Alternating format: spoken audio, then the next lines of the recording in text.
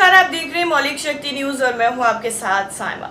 पिछले दिनों मुख्यमंत्री योगी आदित्यनाथ के गृह जनपद गोरखपुर में कुछ ऐसी घटनाएं हुई जिसका देश की राजनीति पर भी दूरगामी असर पड़ सकता है। गोरखपुर कहें या समूचे पूर्वांचल, यहाँ राजनीति के दो ध्रुव हमेशा से मौजूद रहे हैं, जिसे लोकप्रिय भाषा में मंदिर या हाथे की राजनीति कहते हैं। मंदिर का अर्थ है गोरखनाथ मंदिर और हाथे का मतलब है बाहुबली हरिशंकर तिवारी का निवास स्थान।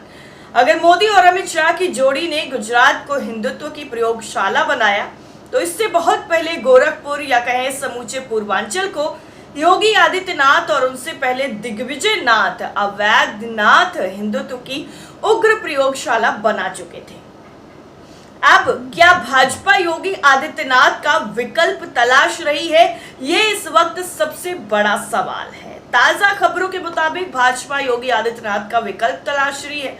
गोरखपुर में हाल ही में कुछ ऐसी घटनाएं हुई हैं जिससे ऐसा लगने लगा है कि भाजपा योगी आदित्यनाथ का विकल्प तलाशने लग गई है।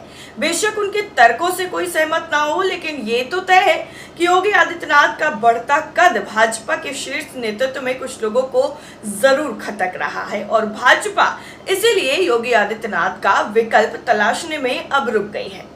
वैसे इस बारे में आप सभी में से काफी कम लोग जानते होंगे कि 1990 में गोरखपुर विश्वविद्यालय में हो रहे अखिल भारतीय इतिहास कांग्रेस के 32वें सम्मेलन के एक सत्र पर तत्कालीन महंत अवैधनाथ और उनके साथ आए ढेरों कार्यकर्ताओं ने कब्जा कर लिया था और उन्होंने इरफान हबीब और RS शर्मा जैसे बड़े इतिहासकारों को करीब करीब बंधक बना लिया था और हॉल का गेट बंद करके राम मंदिर की अपनी अवधारणा को प्रस्तुत किया।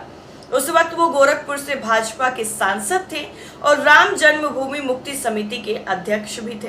वो इतिहास कांग्रेस सम्मेलन में ना तो निमंत्रित थे और ना ही डेलीगेट थे। बाद में इस मामले को रफा दफा कराकर दिखा दिया गया, क्योंकि तत्कालीन वाइस चांसलर प्रतिमा अस्थाना खुद ही संघी मानसिकता की थी। इतनी बड़ी घटना को गोरखपुर के किसी भी राष्ट्रीय हिंदी दैनिक से प्रकाशित नहीं किया गया।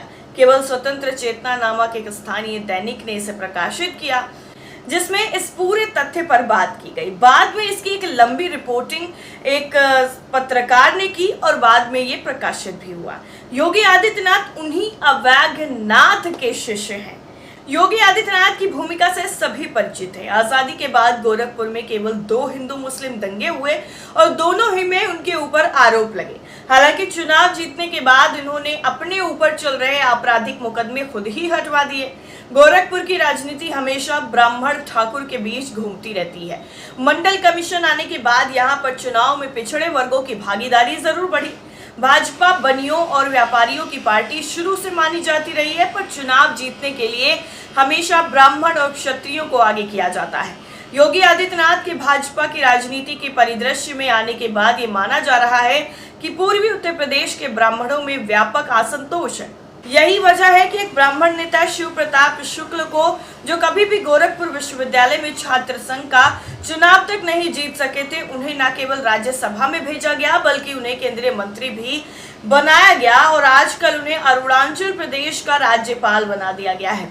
2002 में योगी आदित्यनाथ ने पूर्वी उत्तर प्रदेश की सीटों पर अपनी पसंद के उम्मीदवारों को टिकट न मिलने पर हिंदू महासभा के टिकट पर डॉक्टर राधा मोहन दास अग्रवाल को भाजपा उम्मीदवार शिव प्रताप शुक्ल के खिलाफ खड़ा कर दिया और उसमें राधा मोहन दास ने भारी विजय प्राप्त की। उस वक्त हिंदू महासभा का अर्थ गोरखपुर मंदिर ही समझा जाता था। गोरखपुर और आसपास के जिलों में हिंदू महासभा के प्रत्याशी खड़े होते थे। वो भले ही चुनाव ना जीते हों, लेकिन वो बहुत से भाजपा के प्रत्याशियों को हार की वजह जरूर बन जाते थे। राधा मोहन दास अग्रवाल की गोरखपुर सदर की सीट से विजय के बाद भाजपा ने योगी आदित्यनाथ के सामने एक तरह से आत्मसमर्पण कर दिया। राधा मोहन दास जब वाराणसी में मेडिकल के छात्र थे, तब वो समाजवादी युवजन सभा से जुड़े थे। वहीं से उनका जुड़ाव स्वदेशी जागरण मंच से हुआ, जो संघ की ही एक शाखा थी। आखिर में वो संघ से कभी जुड़े नहीं। उनकी छवि योगी आदित्यनाथ के मुकाबले उदारवादी थी और उनकी एक छवि सर्वसुलभ नेता की भी थी, जिसकी वजह से 2007, 2012 और 2017 में लगातार चुनाव जीतते गए। लेकिन अब योगी आदित्यनाथ की जो छवि बनी हुई है लोगों के बीच में, उस छवि से भाजपा को नुकसान होता नजर आ रहा है। इसलिए अब योगी आदित्यनाथ का विकल्प तलाशने के लिए पूरे जोरों शोरों के साथ बीजेपी जुट गई है। आपका क्या मानना है इस पूरी रिपोर्ट को लेकर? कमेंट करके जरूर बताइए।